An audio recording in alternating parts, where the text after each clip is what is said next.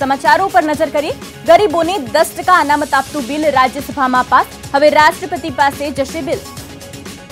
सामान्य वर्गना आर्थिक रीते नबळा लोकोने 10% अनामत आपवानी जोगवाई करतुं बिल राज्यसभामां बहुमतीथी पास थयुं। राज्यसभामां बिलना समर्थનમાં 164 જ્યારે વિરુદ્ધમાં 7 મત પડ્યા। સંસદની બંને ગૃહમાં પસાર થયેલું આ બિલ હવે રાષ્ટ્રપતિને મોકલાશે, જ્યાં રાષ્ટ્રપતિની મંજૂરીની મહોર લાગ્યા બાદ તે કાયદાનું સ્વરૂપ લેશે। આ બિલને 50% રાજ્યોની વિધાનસભામાંથી પસાર કરાવવાનું જરૂરી ન હોવાનો દાવો અરુણ જેટલી અગાઉ કરી ચૂક્યા છે। રાજ્યસભામાં બિલ પસાર થતાં પ્રધાનમંત્રી મોદીએ ખુશી વ્યક્ત કરી અને ઘટનાને સામાજિક ન્યાયની જીત ગણાવી।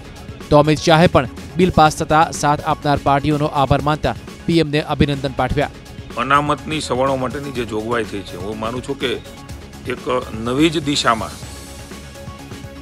આવનારી પેઢીને ફાયદો થવાનો છે।